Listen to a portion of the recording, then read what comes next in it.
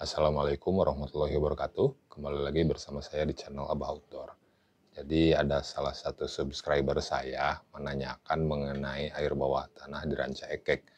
Jadi dia itu punya permasalahan airnya itu tinggi Fe dan Mg gitu ya. Tidak masuk ke lab sih. Nah, airnya itu belum dimasukkan ke lab, tapi dilihat dari jejak-jejak di kamar mandi mungkin ya, atau di keramik gitu. Kelihatan kuning-kuning dan agak kehitaman gitu ya. Nah, di Ranca Ekek itu seperti apa? Nah, kita gambarkan dulu secara hidrogeologinya. Jadi ini Ranca Ekek ya. Umpamakan ini Ranca Ekek. Nah, di sini itu ada Gunung Manglayang gitu ya. Gunung Manglayang, ini ada Gunung Gelis. Nah, di sini Jatinangor ya. Nah, ini endapan Bandung.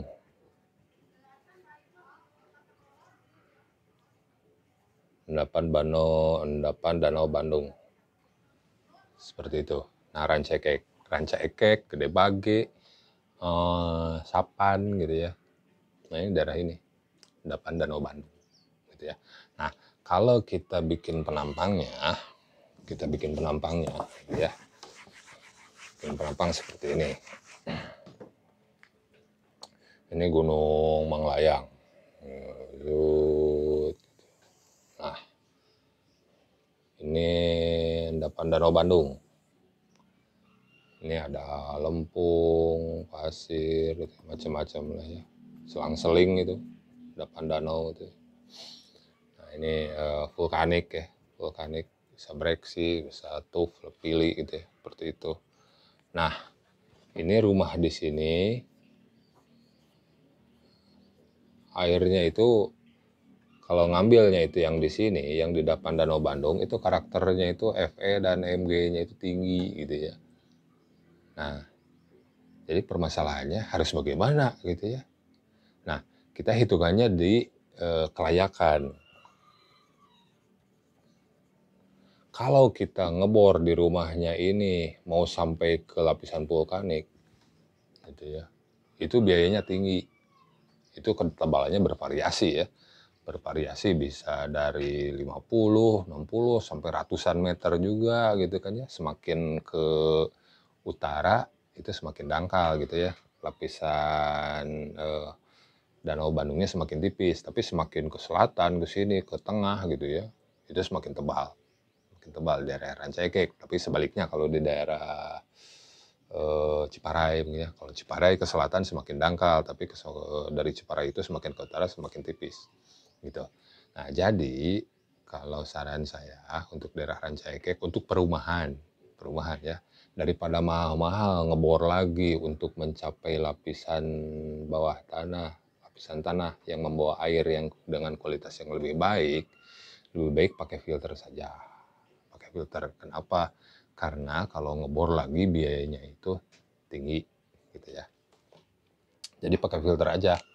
Nah, filternya di sini banyak lah. Di area Ranca Ekek banyak yang jualan filter gitu ya, filter air gitu ya. Di Dangder atau di Cicalengka, di mana di Cileunyi banyak gitu, jualan filter air atau di daerah Kopo ya, di sana banyak juga. Nah, jadi itu mungkin sedikit video dari saya mengenai air bawah tanah di Ranca Ekek gitu ya. Oh ya, satu lagi. Mungkin ada beberapa tempat gitu ya, tidak di Ranca Ekek sih, tapi lebih ke arah timur, ke arah Cicalengka.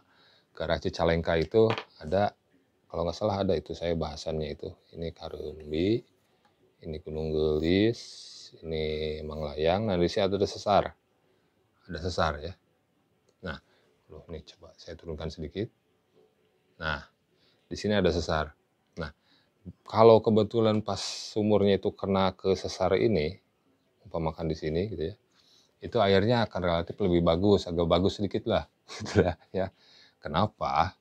Ya, soalnya ini airnya itu dari Karumbi di sini yang lebih bagus. Yang mana kalau masuk ke dalam area struktur itu, yang kena zona struktur, itu permeability-nya itu lebih tinggi gitu ya.